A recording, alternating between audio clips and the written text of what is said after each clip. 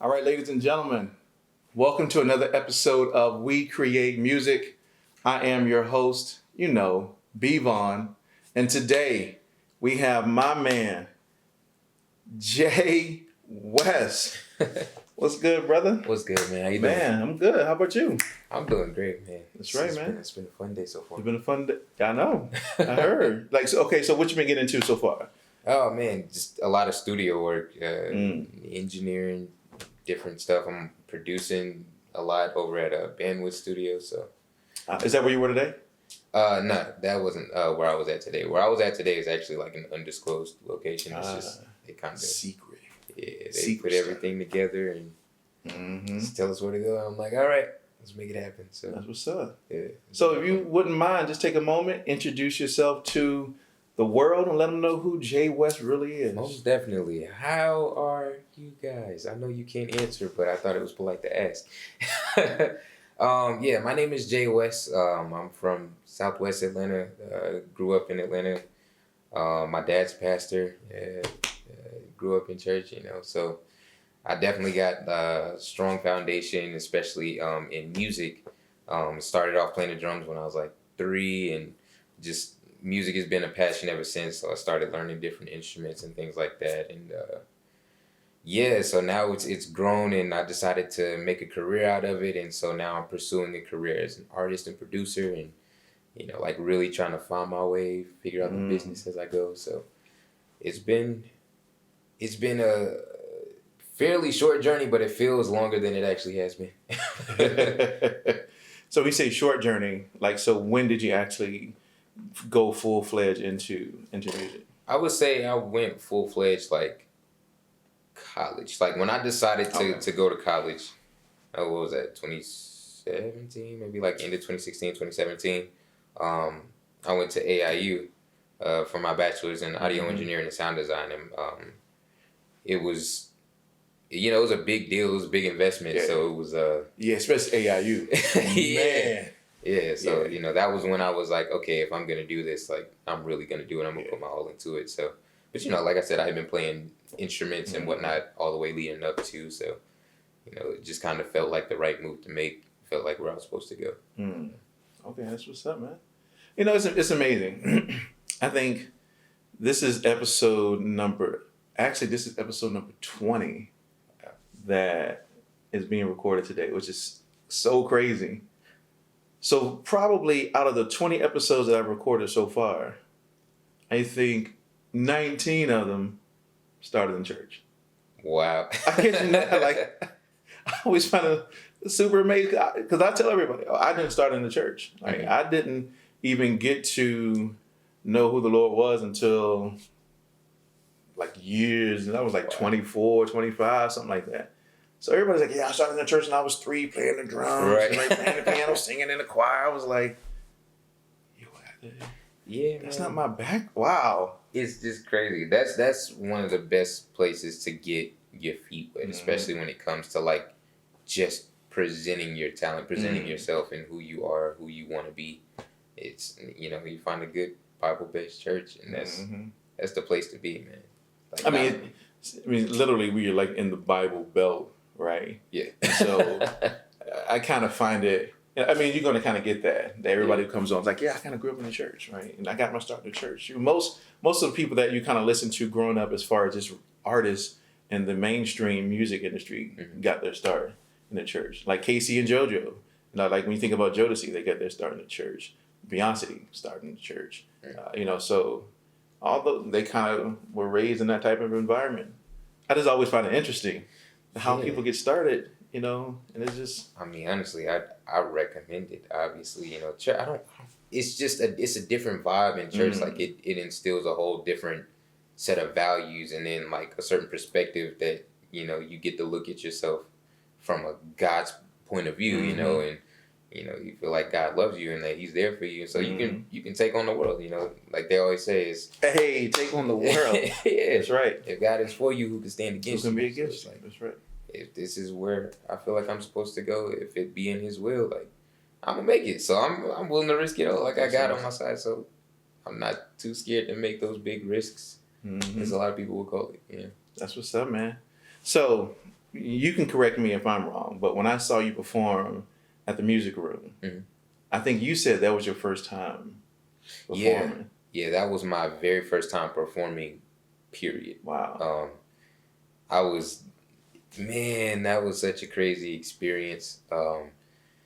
Yeah, we had one rehearsal the day before, and so like the band hadn't really heard my music, like, so they didn't really know anything. And if you listen to my music, like, you'll know it's very musical. Like, Okay. it's got a lot of instrumentation here and there, and like nuances and stuff like that. And I'm a Virgo, so I'm sort of a Hey, perfectionist. that's what I'm saying.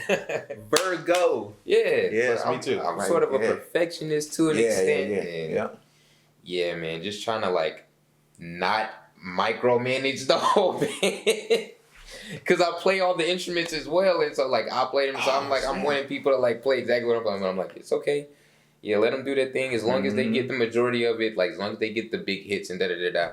But that I learned so much from that one experience, man. For one, I've got my own set band now. Yep.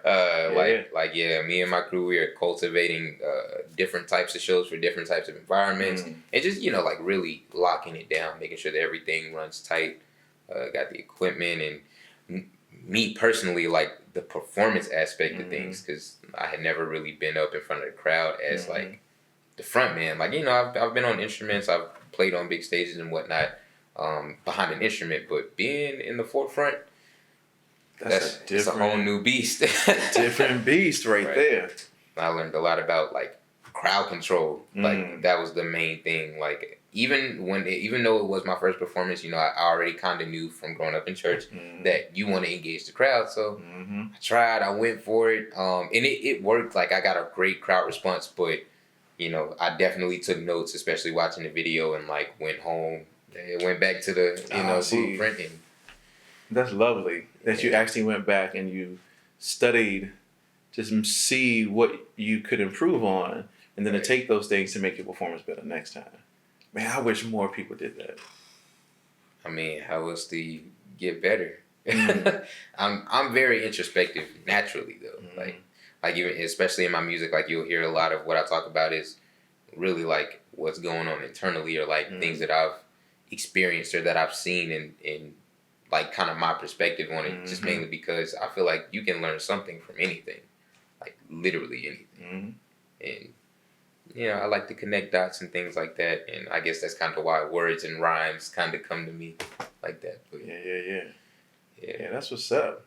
So how did you mentally prepare yourself to even step on that stage for your very first performance? I panicked. I panicked a lot. And I rehearsed my lines to no end, and like, I wrote the music, I know it, but I'm just like, for some reason, like when you're about to get on that stage and like that there's gonna be other people watching, it's a different feeling. Like I was nervous. I'm like, okay, I got this. No, I don't got this. I'm going back. Let me listen to the song a couple hundred more times, say my lines again. As a matter of fact, let me write it out again. Like I don't know what I'm doing. So I panicked a couple times, but it worked out. Yeah, because you got up there and you killed it. I was super impressed. I was like, oh yeah, that dude, for you to be your first performance, he killed it for real. So if you ever in the Atlanta area and you want to see a dope performance by my man Jay West, I know you can find him at the music room. He puts on a really, really good performance. Yeah, most definitely. I'll be posting a lot of my upcoming shows and releases as well, because right now I just released my first single on all major streaming platforms.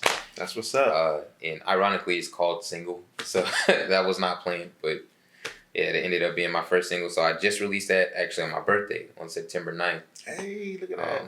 Yeah, but on my Instagram, which is j.wes official, I'll be posting all of like my upcoming shows and all the next releases and everything, and like just a lot of new promotional content and whatnot that I'm working on. So that's what's up. Yeah, stay tuned for that. Stay tuned. So when can we expect a full-fledged EP/album?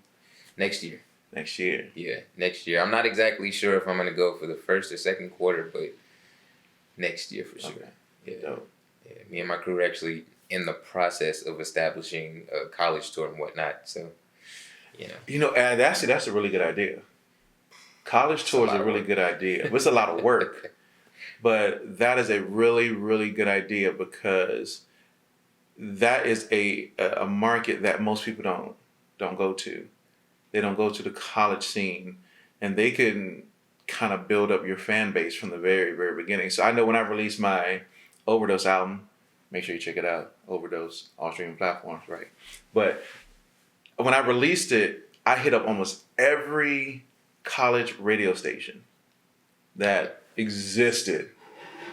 And I sent them a message with the single to even see if they would play it on their radio. And it did. It got radio play on a lot of college radio stations, but most people don't think about that. They don't tap into that. Yeah, man. Yeah. It's, I got a real small crew. I mean, that's always been me. I've always been kind of, I keep my friends very close, and I don't know, like I said, I'm sort of introspective, but I guess that can make me a little, not antisocial. What's the word I'm looking for? Kind of introverted to an extent. Somewhat. Yeah, like a little bit. I'm an introvert with extroverted tendencies. Like, because I do like people, and like I'm okay with talking with people and things like that.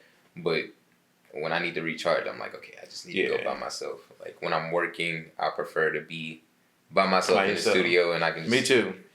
Yeah, so that I'm not boring everybody playing the same snare for like an hour, tweaking it and whatnot. So yeah. Yeah, me too. I don't know how people do it.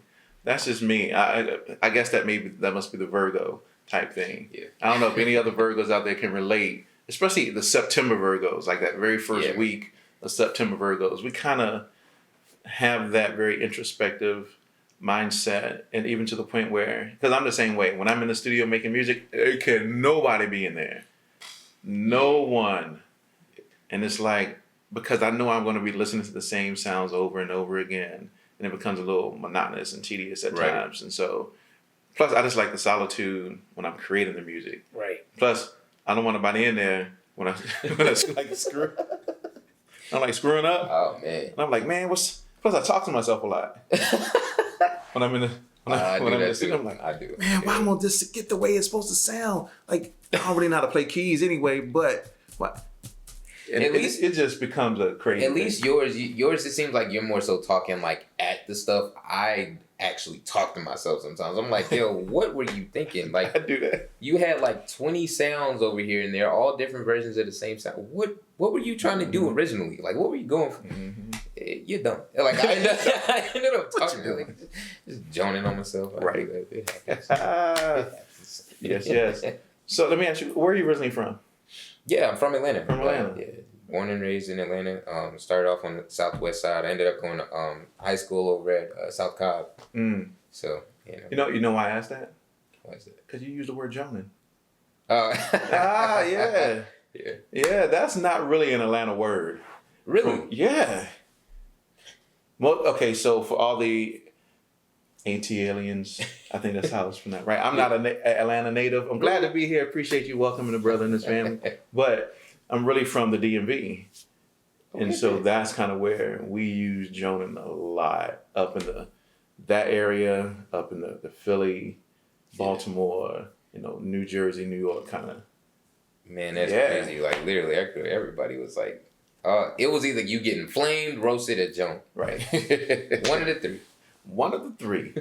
So what were some of the biggest challenges that you kind of faced early in your career, just getting into this whole music industry?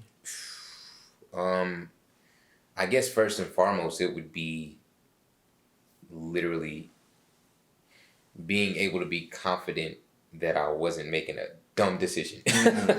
Like, because, especially when you're taking a big risk or you're making a big move, something that, could potentially, alter the course of your entire life if you waste too much time on it or whatnot. The people, especially the people that care about you the most and love you the most, like parents and family and, close friends, might be the first that are, they're trying to look out for you, but they'll probably be the first to be like, look, you need to get real. Like, you need to get a real job. You need to do such and such and such. But it's only because that's, and I understand they're looking out for me, but that's just what's been proven. And I mean, there are other methods that have been proven, but I'm kind of going down unbeaten path. Yeah. And so, anytime that you're kind of wandering off in the woods, you increase your chances of getting lost. And I know they're just trying to, look out for me, make sure that I stay on track and I don't get too lost or too far off. And so I guess the hardest part was kind of gaining the confidence and overcoming a lot of the concern that was coming my way. Yeah, that can take a big blow to somebody's career. Yeah. Is that confidence. When they feel like, man, I don't know if I'm really good at doing what I really want to get into. What do other people say? What do my family say? And it can be devastating. Yeah. Like when your kids laugh at you or your parents laugh at you or close friends, they laugh. So I always tell the story that when I first got into making music, I had a friend of mine. He was like, yeah, come over. I want to hear some of your beats. Cool. I went over and played some of the beats. Man, he laughed the entire time. Yeah, I'm talking about you. I'm not gonna name your name, but laughed the entire time. And I was like, this was a dude I looked up to because this dude was friggin' retarded when it came to, I don't really want to use the word retarded. You know what I'm saying? He was crazy. Oh God, politically correct. Crazy. I'm just saying, when it came to crazy when it came to music, right? Like it was just crazy. And he laughed the entire time. I was like, oh man, you know how I felt when I left? I was like, oh, I'm finna go home. I'm gonna sell everything. I'm finna quit. And I didn't. Because I took it as a learning experience to say, why was he really laughing? Did he tell you? Yeah, he did tell me. Yeah, he did tell me. Like we had a conversation about what I could do to improve. And that is why I still stuck with it. But man, the world is cruel and harsh. Man. So I went to the studio this one time, and I guess I try not to say any names either, but I went to the studio this one time, and there was a couple of big names there, and I was excited, and so I got there at first, and it was one of my first few times being in like a studio setting where there's multiple producers, and so I still wasn't completely familiar with the whole hot seat culture where like there's one producer, everybody else is kind of doing their own thing, like you can listen or whatnot, but you don't really interfere with whatever the person in the chair is doing. And so but I mean that's kind of beside the point. I brought in my cello, and so I came in and I was like, I thought that they'd be like oh yeah, like this is, we can create a new sound, do such a da. But I brought in my cello and they literally laughed me out of the studio. Like I walked in and they were like, can I? Like, yeah, they were like, you doing in here with this with a cello, oversized violin looking at? And I'm like, oh man, like I got clowned on, literally like laughed out the studio. So that was a little rough. I learned very quickly, like sometimes less is more. Like you don't want to give everybody everything that you can do all at the same time. Like you just kind of drop a little nuggets here and there. Oh yeah, I also do this. I mean, if you need something, I can put some live drums. Oh no, you need violin? I got you. It's that type deal, instead of just come in. Yeah, I got the violin and the drums in the car and the like people be like, dude, what you doing? Hey, now that I know that, I don't know if I knew that before. Yeah. Oh yeah. Yeah, man. Like I definitely got to show you some of the unreleased music from the album. One of the most consistent things throughout the entire album is this theme of classical elements, and so I played all the strings live. I played all the instruments live, like all the keys, a lot of the drums and whatnot. Some of it was programmed, like I programmed it all, produced it all, but like the majority of the live instrumentation that you hear, like I actually played it and recorded it and everything, mixed it, mastered it, and put it together. I guess that would probably be the second hardest thing that I had to learn to do in this music journey is literally just learning how to put the parts and pieces that I had, which is learning how to play all these different instruments and then the sort of the basic music theory that I had behind it, but putting that all together to create something that's not too complicated, not to where it's going to go over people's head or it's just too much happening at one time, but really learning the art and technique behind simplicity, but also making it complex enough to where it's still interesting to the people who are like crazy jazz Yeah. and also It's not me. palatable for the people who are with like the basic trap, you know? Right. Like, Right. no knock on trap. I do have my reservations about it, but. Let's talk about it. Oh man, you gonna get me in trouble first time around. Okay, okay, how do I not say names? There is like a lot of subgenres within the hip hop industry, and so trap is one of the subgenres. But then there's a lot of subgenres even under trap, and so there are certain types of music that I feel are less. They're not as advanced as others, and so because I've been studying a lot of music and whatnot and listening to a lot of different types of music. Like once I've heard like a little 8-bar loop or whatnot, like sometimes they'll take one 8-bar loop, that is the song, and they might take an instrument out here and there. Oh yeah, that's the hook, that's it is. Bring everything back in, that's when it's the climax of the song. I'm just like, this was boring. I got your entire gist within the first 30 seconds, so why do I need the extra 2 or 3 minutes, you know what I'm saying? Which I guess other people were feeling, because if you notice, like a lot of the trap music now, it's like the songs are like 2 minutes long. It's gotten a lot shorter from whereas the standard was like 3 minutes 30 seconds. And it's just getting shorter and more simplistic. But You're right. Okay. So I ended up watching this video. This kind of ties back into what you said. I ended up watching this video about where trap music is going to be in like 5 to 10 years. Oh Jesus! Yo, the video was so the guy in the video had the beat playing. He was like,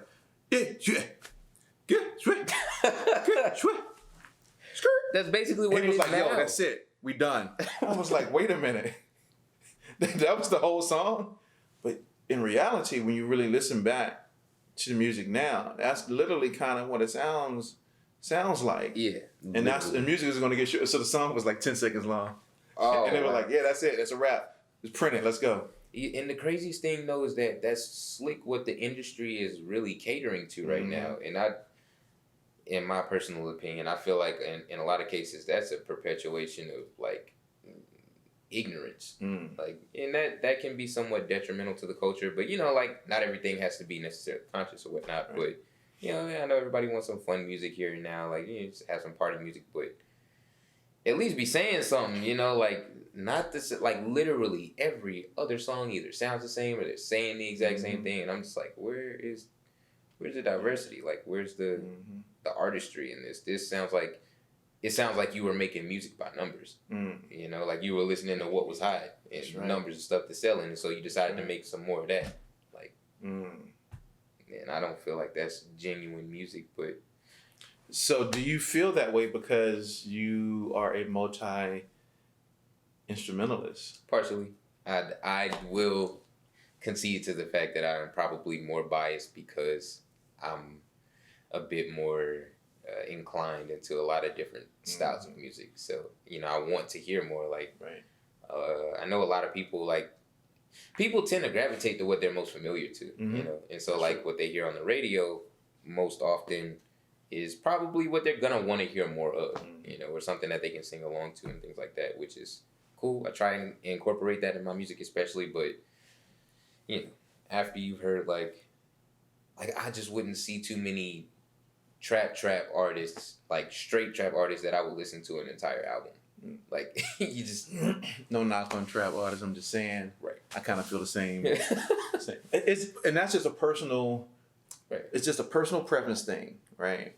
So it doesn't mean that I wouldn't love to still have an artist who does trap on the show, right? So we can still make that happen. I would also like to say, because I am knocking so hard on trap, I do actually enjoy trap music. I do. A lot of my music has elements of trap in it, so like, don't take this out of context, all right? Like, dude, one of the songs that I jam to, like when I'm driving in this crazy Atlanta traffic, is the Bobby Shmurda remix that they did with Lucchini.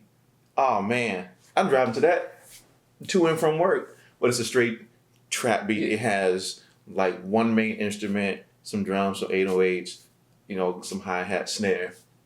Done. if And that song, I'm jamming to like, yeah, like, cause it's a vibe, and there's there's a time and a place for everything. Sometimes that music is just straight up appropriate. It's like club bangers and whatnot. Yeah. Okay, go for it. But other times, like when you really want to like hear good music, even if you're not trying to get too deep in your feelings or whatnot, but you just want like something that's interesting and something that's like provocative and keeps you moving. Like right now, like everything is so provocative. Like they don't even there's no finesse in it anymore. It's just like straight. I'm gonna make her do da da da da da. There's no like finesse. There's no analogies, metaphors, and whatnot. It's like it's very on the nose. Very on the yeah. That's right. But there's an album out now that I listened to with from Boz from Dream. Yeah, oh my goodness. His was it Milky Way? Is it the Milky Way album? Is that the latest? Yeah. Okay. I think that's the latest. But it's pretty much almost all trap, but it's so dope. It's like musical elements all throughout. Right. But they took that trap feel and put the musical element to it, and it worked. Let's say like well. T.I. does it amazingly because I mean obviously he's like the godfather of trap, but like that is trap music. Like I do understand like some more simplistic forms of it, but it's like I like Travis Scott. Travis Scott has a lot of like trap type music, but he does it in a way to where it's new and it's refreshing. It's like it's very musical. It's like it's next level stuff. His production is incredible. And like even though he's not necessarily conscious, he's not always talking about things that are gonna positively influence the culture. It's still amazing music, and I appreciate it for that. Like I appreciate him as an artist. Like that kind of music. That's the way to go. So okay, I'm gonna get your perspective on something, because I had Truzy on the show, and I asked Truzy pretty much the same question. Do you think that the hip hop culture allowed this to, when I say this, I mean this era of music to go to where it is? So let me go back before you answer that. So music, of course, naturally evolves. But do you think that, based upon that question, that we allowed it to evolve into something that it may not have evolved into if we took care of it? I feel as if we perpetuated it. It was already going in its own direction. Like you can't really stop evolution. So it was already kind of evolving into something of its own. But we started, and I won't even say we, the industry began to put certain things on the pedestal. And so like I'm not necessarily a conscious rapper or anything like that, but I am conscious about like my platform and like my effect that my platform has, because music really does affect people. It affects people's mood. It affects like how they perceive or go through their day, and like the what they want to do and the kind of stuff that they listen to, what they aspire to. I know like people like Jay-Z and even like Kanye and Eminem and whatnot, like they influenced me as far as like both musically and like where I wanted to go in life, and like kind of the stuff that I wanted to do, things that I paid attention to, what I wanted to make of myself. And I just feel like a lot of artists definitely need to take responsibility for their platform, and I wouldn't say like everything, like I said, I still love the artists like Travis Scott or like Kanye, that not necessarily conscious, but at least if you're going to do something, like make it worth something, like make it something nice, like something different. But I don't feel as if we necessarily just let it happen, but that is what it is now. And I know that we, instead of worrying about like what has already happened, we can kind of shape what's going to happen from here, because that we do have control over. Yeah. But, so you're saying that the industry kind of perpetuated this whole thing when it comes to the direction and evolution of music. Because you can kind of see today on social media, that's kind of, and not even just on social media, on the radio, on TV, music videos, that is the type of music that makes money. Yeah. That makes what people call hits, and people gravitate toward it. And that's what they kind of want to make, even if that's something that they themselves may not essentially feel is their best, but they know it's money that's involved in it. Right. But God, I feel so negative right now because it's just so many things that I've been like kind of looking at and just kind of shaking my head at. Like, there's plenty of stuff in the industry that I'm like, I really, really love and that I'm like aspiring to, like, especially how Jay-Z's moving and the whole deal that he made with like Sprint and whatnot, like when he was releasing the 444 album, like those kind of moves, that's business. That's the kind of stuff that is a real money. That's a real money move. That is a real money move.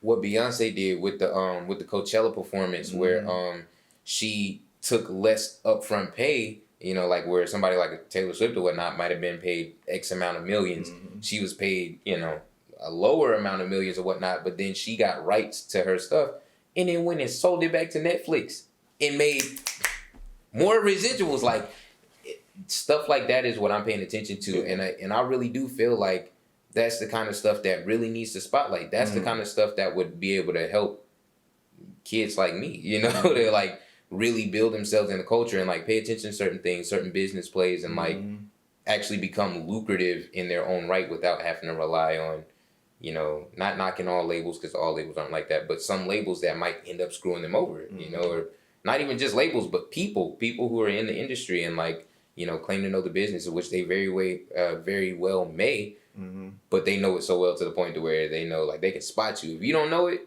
they're going to take advantage of that, you know, and it's just, I feel like they should put stuff like what J.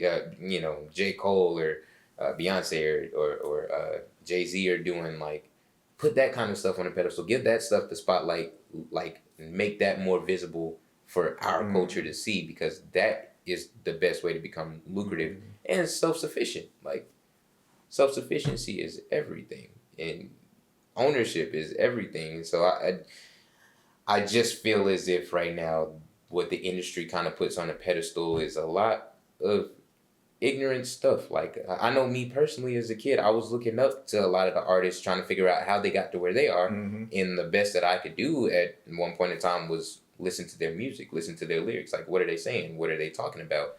And if I know there's other kids who are still like that, who are doing that, listening to these artists, trying to figure out, how did you get to where you are? Oh, you was selling dope to get a bag? Oh, that's how you made it? That's how you made it? Okay, that's what I need to do. Let me see what I need to do. Exactly. Yeah. Who can I talk to? Where can I go to? Like, that's the kind of stuff that they pay attention to. That's the people that they end up looking up to. That's the biggest influence, you know, like the biggest influences are the things that are around you the most, like your environment, the people that you talk to, stuff like that affects you the most.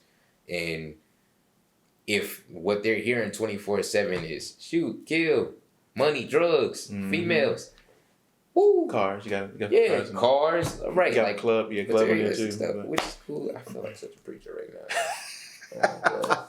Oh god. No, but here's the reality. Here's the reality.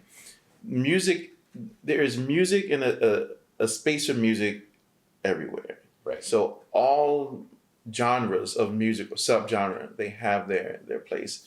Right. And some of it's cool to talk about, you know, whether it's the trap, whether it is, you know, the boom bap, they all have, you know, the conscious rap, they all have their place and their, I'll say, message that they are trying to communicate. So in and of itself, I mean, people gravitated towards the things that they kind of like. I just remember, even for myself growing up, we listened more to what they were saying in the music versus the music itself, right? Versus just the beat. I mean, I grew up with Rakim. You know what I mean? So like, oh man, you listen to what Rakim was saying when he came out and he was on that mic. Right. Today, most people not. I can't tell you what anybody's kind of saying on their albums today, if it's not like a J. Cole or a Kendrick or a Jay-Z or. Actually, you know who I'm really impressed by? I gotta listen to him more. Who's that? The Baby. Yeah. I was like, the Baby came out. I was not expecting. Wait a minute. I was like, wait a minute. So I forgot what I heard. I heard it was something that I heard with the Baby on it. There was one where he was talking about his dad or something I was like that. Yo, wait a minute. I'm like, he actually saying something like, this is dope. I was like, this is dope. Yeah. Yes, I got to go check out more. See, that's the thing too, because I'm older. Most people like, you're old head because I grew up listening to music in the 90s. I'm sure after this they're gonna say the same You know about what I'm me. saying? But yeah, I was super impressed. I was like, okay. I was super impressed with him. I was super impressed with Joey Badass. I was super impressed just from the fact that they are young guys and they are killing it. Even Travis Scott. I watched the Travis Scott documentary on Netflix. I look at Travis Scott completely different today. At first I was like, man, this dude is just a regular old trap dude. No, this dude commands like crowds of people. Yeah. And he has fans everywhere and in multiple countries that follow his music and his trends and the things that he's doing. Yeah. I mean, he's a star. He is just like, at the end of the day, he's like a modern day rock star. That's right. He A really modern day is. rock star. Yeah, he is. He's killing it. Yeah, I got major respect for him. Yeah. After watching that documentary, I had major respect for him too. And I was like, kudos to you. I think for me, it was just after hearing a couple of his albums. Like, I heard one or two of his songs at first, and I was like, these are pretty dope. But I didn't really, like, look into them. But once I did, I was like, yeah. I should have done this a long time ago. Yes, sir. Yes, sir. So what advice would you have for someone getting into this music industry? What would you tell them? Don't wait for anybody else. That is one of the biggest things that held me back for a little bit, is waiting for somebody to give me the okay or to sign off on what I wanted to do. Instead of me just kind of taking the reins and just saying, okay, I want to do this. Let me figure out how I'm going to do it. Like, let me find my own team of people. Like, I don't need a label, or I don't need to necessarily meet somebody big or who's already got it, because they not as hungry as you if they already do have it. Like, I've been in that situation a bunch of times. It's like being in a room with, big names or like people that are successful in the thing that you want to do. And so, like, you're trying to pick their brain and ask questions, but they're not on the same length as you. Like, they're not going to want to always, kind of go back or even take the time to help build somebody up. Sometimes they're in their own thing, or they're trying to build their own thing. And so, like, they're not really as focused on what you got going on. So don't put all your eggs into, like, finding that person to open the door for you. Like, if need be, knock one down yourself or build one.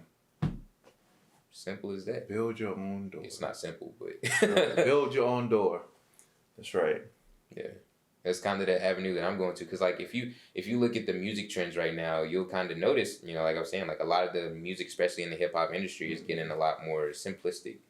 And I'm going the opposite direction. Like, I'm putting all these different elements of, like, classical music. I've got this one song that includes, like, a sitar, and it's kind of got a Middle Eastern vibe going on, like, mixed with some R&B. And, like, I'm just mixing different elements, different vibes, and trying to make it as big and theatrical as possible. But like I said, that's the opposite direction of where the industry is actually going right now. But here's so I had a conversation with Smitty Boy on his interview when he sat here a couple of weeks ago. And he said, I have a feeling that type of music is coming back. He said, it's cool to have the party music. He said, but that type of music is coming back. And he's glad that he stayed down making the type of music that he makes, the sample-based boom bap, really just musical, dope music. He said, because when people come back to that, he's like, okay, here you go. Here's like 1,000 songs. Let's go make some stuff. And it's like, that's literally what it's coming back to. Music is a very cyclical process. Yeah. Right. And so it kind of starts here, and then by the time it comes back around, maybe 7 to 10 years later, it's back to where it kind of started off again. So yeah, stay down with making what you're making. And definitely. Yeah. Yeah, that's what's in me. That's like, I make music very much so based off of what I feel. Like, that's why my music means so much to me, because it's literally parts and pieces of my life, like where I'm at the time. Like, the majority of all of my lyrics have realism to them. Like, I don't really say things that I don't believe. There's I guess the only song that I would say is Pharaoh, which is the one that I was talking about, has like a Middle Eastern vibe. I was co-writing that with another songwriter and whatnot, And there's only one line in there that it's just something that I wouldn't say because I feel like it's really on the nose, like, but I left it in there because, like it was a collaborative effort, and so I wasn't trying to override everything, so. But yeah, that aside from that though, everything in my music is very personal. It's very real. It's like, it's really what I think. It's really something that I've experienced or that I've seen or something that I believe. So that's what's up. Yeah. So I'm gonna go back to something you said in your introduction. You said you went to AIU for music. Mm-hmm. So do you feel that having that background, and for anyone, that should be something that people kind of gear themselves toward, some type of education in music? Most definitely. Actually, the school that I went to, for those who don't know, is actually a film school. So like we were studying things like Foley and ADR, and like I was getting more so of the technical side of like sound dynamics and frequency and how it works and things like that. And that's really the most important part, like, because music comes from your heart. Music that's already in you. If you have music in you, if you even want to pursue that, it's already in you. So nobody can really give that to you. You can learn the theory behind music and whatnot, but it's one of those things, just kind of like, if you got it, you got it. If you don't, you don't. Like, can't really necessarily teach someone to be creative, to have that spark. Yeah, so I tell people, even if they don't go to a university for their education, I mean, YouTube provides great information in regards to music theory. I mean, there's a class right now on YouTube, Music Theory for Music Producers. Wow. Lynda.com. That saved my life in college. Literally. If there was only maybe like 2 professors that I actually learned something from, if I'm being completely honest, the rest was just, I went to Lynda because I was working really hard while I was in college. Like I was working like 2 jobs at the same time and in the studio by night. Like, so it was very difficult for me to do like a 10-page paper that was coming from like 2 different classes at once due to next week. Right. So it was hard for me to like find time to get the homework and stuff like that done. I ended up not even finishing just because my grades were so low, And my test scores were off the charts, but grades, I just couldn't get my homework done. I was getting to class late. Sometimes I'd be falling asleep because I would literally, like, I'd go straight from the studio to the class, or not even the class sometimes. Like, I remember a bunch of times I would sleep in the parking lot in my car because I'm like, I only got maybe an hour and a half before class is supposed to start. Let me go, and I'm at the studio, so I'm like, let me go back. And I just sleep in my car until it was time for class to start, but I'd be tired. So, it was difficult, but yeah, I guess to answer your question, I would definitely say if you're going to pursue music or whatnot, definitely get a deeper education, because a formal education can make you a living, but self-education is what's going to make you a fortune, and that's something that I truly, firmly believe is like that. But that formal education will give you a head start. Right. If nothing else, it'll get you a solid job, even working on something like, Foley or ADR. Like, it's actually something I would love to get into, is like Foley and ADR, which is kind of like the sound effects for movies. And effects for movies and stuff. Yeah. So, I mean, I would always encourage people to get a deeper education, a deeper understanding in something that they're interested in, especially if you're looking to make it lucrative. Go that route if you can. But if not, don't let that stop you. Right. There's plenty of resources. You got a whole library in your hand, like pretty much 24/7. Like, you can. So instead of looking at Instagram and Twitter all day, you know what I'm saying? Right. Or even if you are gonna go to Instagram and Twitter, there's plenty, because I've got a bunch of Instagram pages that I follow, like music tips daily, or like Logic Pro tips, like that kind of stuff. I've learned so much just from, like, I just open up Instagram. Oh, really? You're supposed to cut out whatever this frequency is, and that's the best way to add, parallel compression on the vocal to make it stand out. Oh, like some of that stuff is from Instagram. Like, yeah, use your resources. Just make sure that what you pay attention to is typically what you tend to become. So. That's right. Good stuff, man. So tell everybody where they can find you once again. All right, so on Instagram, you can definitely find me at j.wesofficial. Yeah, my single is released. It's called Single, so just look up J.WES Single on any major streaming platform. That's Tidal, Apple Music, iHeartRadio, Spotify, whatever. Yeah, always look up J.WES. Make sure that it is WES. It's like the direction minus the T. Okay. Yeah, if you go past the T, you've gone too far. Just pull it back. You've gone too far. Well, brother, it's been a pleasure having you on the show today. Pleasure. Great conversation, man. Yeah, Greatly appreciate it. Make sure you check out his music.